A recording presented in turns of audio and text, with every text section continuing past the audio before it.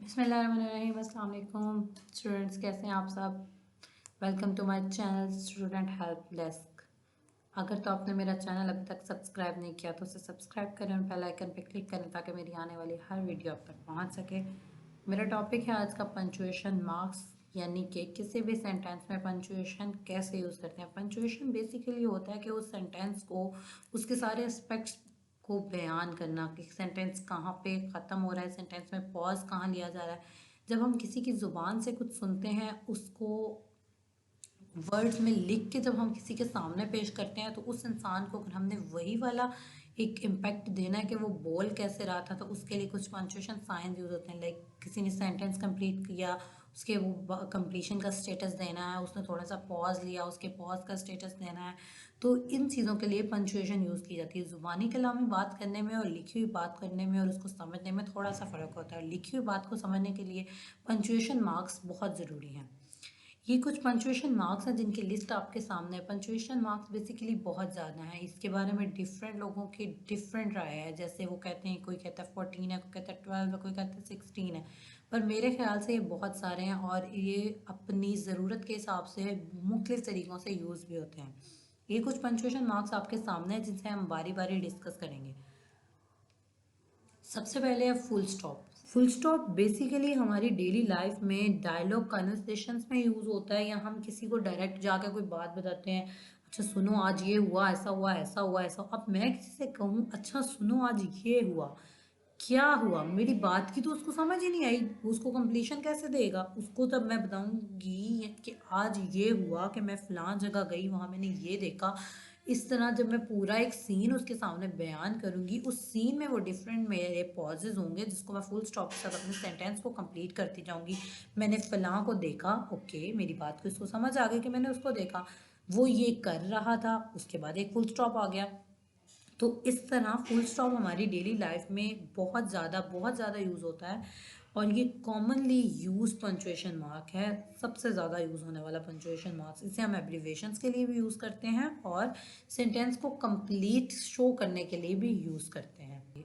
Abbreviation नीचे मैंने दो एग्जांपल्स देखी हैं। Mister and Mrs are invited at the event. अब मिस्टर एक फुल फॉर्म वर्ड है जिसको आप शॉर्ट करके एब्रीवेट करके यूज़ करते हैं, तो उसकी एब्रीवेशन में हम मिस्टर के MR के साथ फुल स्टॉप यूज़ करते हैं। ऐसे ही ICS, आई के दरमियान में एक डॉट होता है, फिर C के बाद एक डॉट होता है और इसी तरह S के बाद एक डॉट होता है। इसी तरह आई कॉम, तो वहाँ पे भी आई के बाद एक डॉट होता है और कॉम के बाद एक डॉट होता है। इसी तरह आप FSC की बात करते हैं तो F के बाद एक डॉट होता है, फिर SC के बाद एक और डॉट होता है। तो ये बेसिकली ये पूरे पूरे वर्ड्स होते हैं जिनको आप एब्रीवेट करते हैं with the help of full stop. उसके बाद क्वेश्चन मार्क। क्वेश्चन मार्क क्या होता है कि ये एक इंटेरोगेटिव, अगर कोई सेंटेंस है उसके एंड पे यूज़ किया जाता है। इंटेरोगेटिव को सेंटेंस अब क्या होता है कि कहाँ जा रहे हो, कोई सवालिया जुमला, किसी से पूछना कि तुम कहाँ जा रहे हो, तुम क्या कर रहे हो, तुमने ये कर लिया है। इस तरह के सेंटेंस के एंड पे हम क्वेश्चन मार्क यूज़ करते हैं। जैसे have you done your homework, where are you going, what are you doing. तो इस तरह के सेंटेंस जो होंगे उनके एंड पे क्वेश्चन मार्क यूज़ होगा। Quotation marks. Quotation mark English में डायरेक्ट स्पीच को रिप्रेजेंट करता है। डायरेक्ट स्पीच अब क्या होती है, एक दो तरह की स्पीचेस होती हैं इंग्लिश में, एक होती है डायरेक्ट स्पीच और एक होती है इनडायरेक्ट स्पीच। अब डायरेक्ट स्पीच क्या होती है, लाइक मैंने किसी से बात की और उसने मुझे जो बात की मैंने उसको एज इट इज़ बयान किया। ठीक है, जैसे मैंने कहा कि आयशा कह रही थी मैं जा रही हूँ, यानी आयशा कह रही थी कि मैं जा रही हूँ। आयशा ने ये बात बोली थी मैं जा रही हूँ, मैंने उसको एज इट इज़ आके बता दिया। ये होती है डायरेक्ट स्पीच। दूसरा तरीका क्या होता है, आयशा कह रही थी वो जा रही है, तो ये जो होता है ये इनडायरेक्ट स्पीच होती है कि मैं अब आयशा के बात करूँ। अब जब आयशा ने मुझसे बात की होगी तो आयशा ने तो यही कहा होगा कि मैं जा रही हूँ, तो उस बात को उसी अंदाज में बयान करने को हम डायरेक्ट स्पीच कहते हैं। इसके एग्जाम्पल नीचे हैं। Ali said I am coming, Ali ने कहा मैं आ रहा हूँ। इसका दूसरा तरीका क्या है, अली ने कहा वो आ रहा है, तो वो कौन सी स्पीच होगी, इनडायरेक्ट। और जब हम इनडायरेक्ट स्पीच यूज़ करते हैं तब हम कोटेशन मार्क्स यूज़ नहीं करते। ओके, अगला है अपोस्ट्रोफी। अपोस्ट्रोफी तब यूज़ होती है जब हम किसी वर्ड में से कुछ लेटर्स को ओमिट कर दें, कुछ लेटर्स को निकाल दें, साइड पे कर दें, उन लेटर्स की जगह हम अपोस्ट्रॉफी को यूज़ कर देते हैं।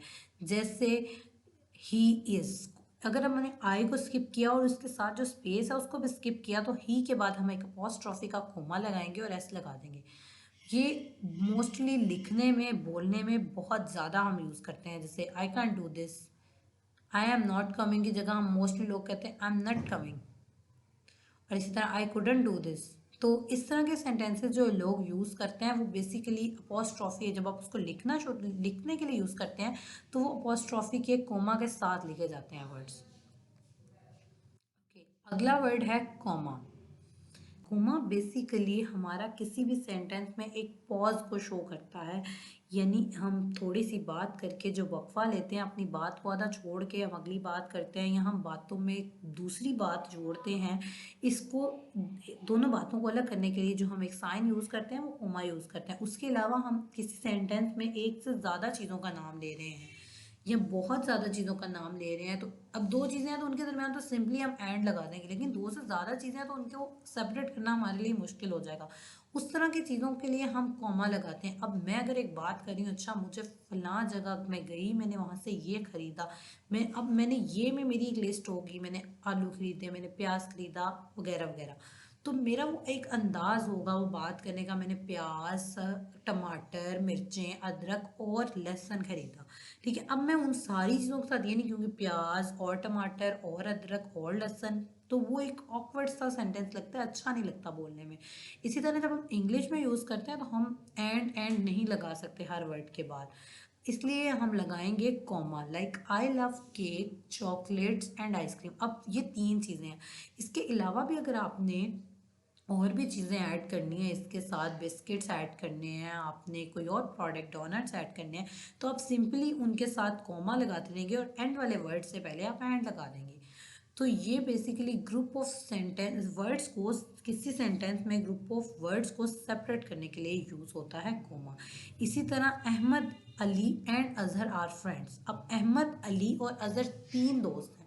इसको हम ऐसे भी लिख सकते थे, अहमद एंड अली एंड अजहर, तो वो एक अच्छा नहीं लगता सेंटेंस, बहुत ऑकवर्ड सा सेंटेंस लगता है, उसका मीनिंग अच्छा नहीं लगता, अहमद और अली और, वो अजीब सा लगता है सेंटेंस। इस तरह के सेंटेंस से अवॉइड करने के लिए हम क्या कहते हैं, Ahmed, Ali and Azhar are best friend. इसी तरह अगर इनका एक और बेस्ट फ्रेंड है जिसका नाम है मुबीन, या उसके अलावा इनका दो तीन और बेस्ट फ्रेंड्स हैं, उन सबके नाम के साथ हम कोमा लगाते जाएंगे और उनके नाम लिखते जाएंगे। इसके अलावा हम अगर एक शॉर्ट वर्ड आंसर देते हैं और उसके बाद अपनी बात करते हैं या किसी सिचुएशन को बताने के लिए हम थोड़ा सा ब्रेक लेके वो सिचुएशन बताते हैं, जैसे फिर के पहले फिर का जो एक ब्रेक है ना, जैसे देन, यानी फिर की इंग्लिश देन होती है, तो फिर का जो ब्रेक है ना उसके साथ भी हम कोमा लगाएंगे। इसी तरह अगर मुझे कोई कहता है कि यार ये लोग हैं, मैं कहता नो थैंक यू, तो नो और थैंक यू के दरमियान में एक कोमा लगाएंगे, यानी वन वर्ड आंसर जैसे, और हमारी एक सिचुएशन को बयान करता है, जैसे हम कहते हैं सो, उसके बाद एक कोमा आएगा, बिकॉज, उसके बाद कोमा आएगा, देयरफॉर, उसके बाद कोमा आएगा। इस तरह के जो वर्ड्स होते हैं इनके बाद भी कोमा लगाते हैं। ओके जी, आज के लिए इतना ही काफ़ी, और बर्डन नहीं करूँगी। जो पंचुएशन मार्क्स रह गए हैं उसके लिए इंशाल्लाह सेकेंड वीडियो अपलोड होगी, वीडियो पार्ट 2। इस वीडियो से रिलेटेड अगर आपको कोई भी क्वेश्चन है, आप कमेंट सेक्शन में मुझसे क्वेश्चन करें। Thank you so much.